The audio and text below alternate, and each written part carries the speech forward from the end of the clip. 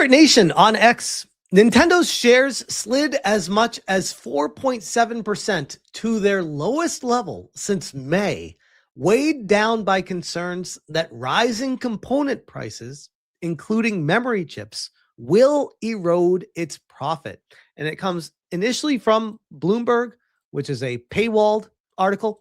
So we're going to be going over to the next best thing that I could find, WCCF Tech.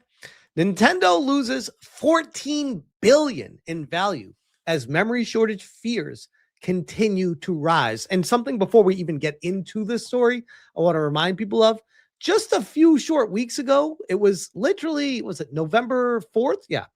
This is from The Verge. Nintendo is raising its Switch 2 sales expectations. The company is now expecting to sell 19 million Switch 2 units by March 2026. And this was November 4th. So we're like just over a month removed from that moment. And the prices for disk drive, hard disk drive, memory, everything shooting through the roof. And while people saw it coming, I don't think anyone saw it going as extreme as it has. Across the board, the tech industry is currently still rattled by issues surrounding memory chip shortages. Companies like Samsung are making major shifts in their production lines, and other companies like Framework have opted to directly tell consumers that prices will rise due to shortages. And there are organizations that are no longer selling to customers anymore. They're going straight to the factories and major manufacturers for computers. They're not even selling direct to people anymore because it's selling out immediately thanks to AI. Now, a new report from Bloomberg points to Nintendo losing $14 billion in share value. Holy shit. $14 billion in share value as fears around memory shortages continue to rise.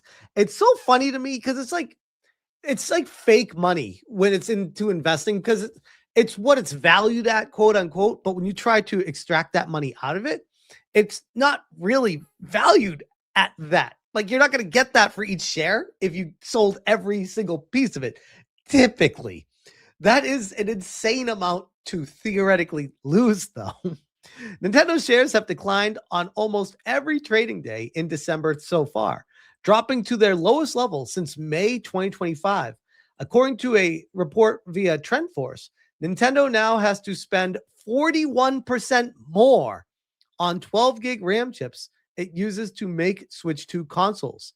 That's the craziest part about this is allegedly Nintendo was ramping up production for Switch 2s like a year or two before the Switch 2 launched. They were already producing these to have enough to sell when it launched. So ironically, with the ramping of the price for the memory, the ironic thing is the cost of the Switches as time goes on actually goes up, where historically technology has always gone down in value. This is something, it's beyond unprecedented. This is something you can't even, as a business, you can't plan for this. This is insane. NAND storage prices also rose by 8%. And with the drop in share value, the question quickly turns to when, not if, Nintendo will raise prices on the Switch 2. Don't worry, though, because I'm sure the journal mafia is going to jump on the opportunity to blame Trump for tariffs when that happens, because, yeah, that's totally what it's going to be. And, of course, it's not just the rising price of console that's a concern. Pelham Smithers of Pelham Smithers Associates told Bloomberg that Nintendo has already passed on the rising costs of memory chips to consumers through the cost of express microSD cards. The rise of NAND prices is starting to really impact express SD card prices. 256 gig express SD card costs $89.99 on Amazon. This is effectively a cost that Nintendo has passed on to the gamer. Of course, you don't need to buy an express micro SD card for your Switch 2. You can try to make do with the console's built-in storage, which, by the way, this is another one of those hidden costs that they don't tell you about when it's like we sold you the Switch 2 key cards.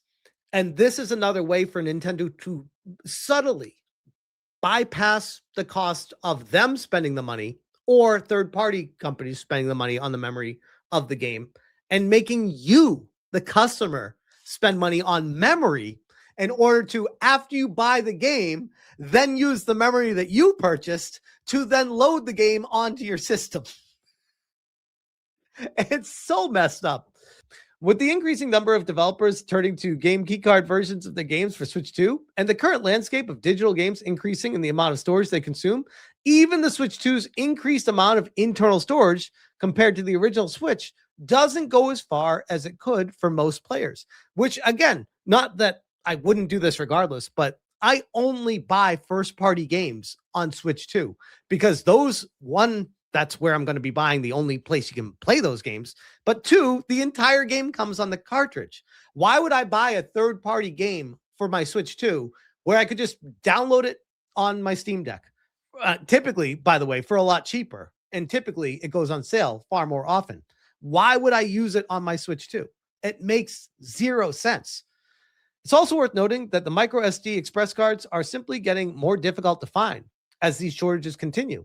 So while Smithers isn't wrong in pointing to the increase in their price as a total increase to the cost of buying Switch 2, it may not factor in for some buyers simply because they can't find a microSD express card to overpay on. Smithers also claims that the recent Black Friday sales for Switch 2 and Mario Kart World were one of the seasonal sales surprises, claiming you wouldn't expect it, Nintendo Switch 2 and Mario Kart World bundle, to be discounted this close to the holiday season. I agree. I was shocked when I saw those on sale for, what was it, $450? Sure, the Switch 2 was one of the best-selling consoles this Black Friday, even though, at least in the EU, PS5 still claimed the top spot. Well, those were on sale for like $200 off.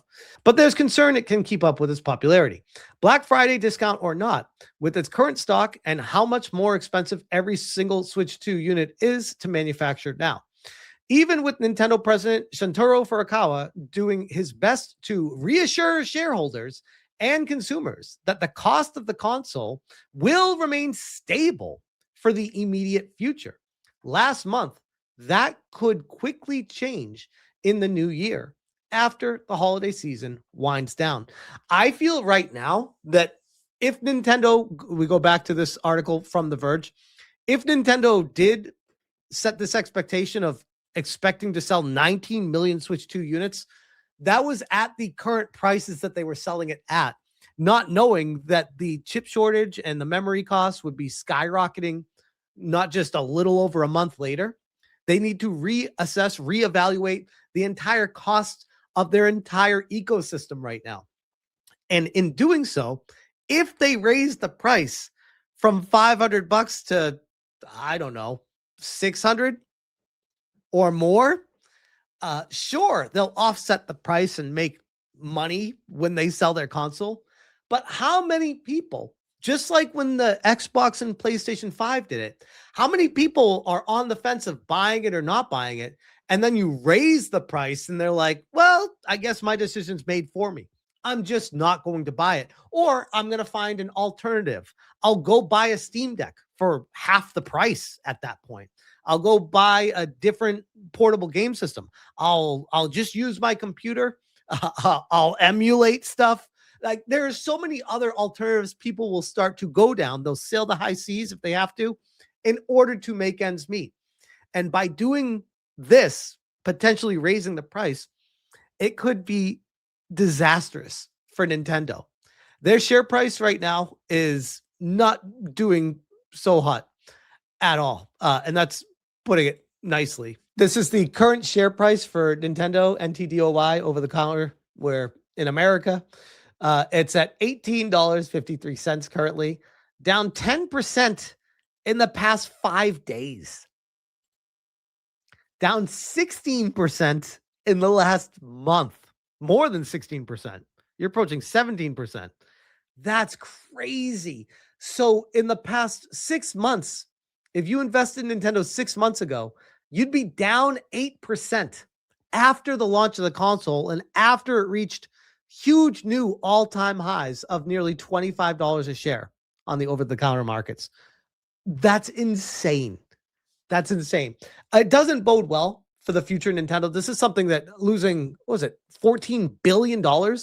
Yeah, $14 billion in share value. And yet they're trying to raise the price of the games $10 per game. Hey, maybe the games weren't the problem after all. Maybe it's just the market. Maybe that's what the issue was. And the greed that Nintendo was on the offense with, trying to take as much as they could, get while the getting's good. Getting's not good anymore. And Nintendo needs to adjust their expectations. And it's going to be very interesting to see what happens moving forward with the Switch 2. Because even I said I didn't think this thing was going to outsell the original Switch. And then it just started selling like crazy. And I'm like, well, damn, maybe I was wrong.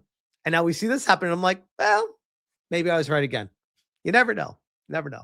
We'll see what happens. But for now, I'll leave that there. That's wild, though. $14 billion in value. Holy shit. That is crazy.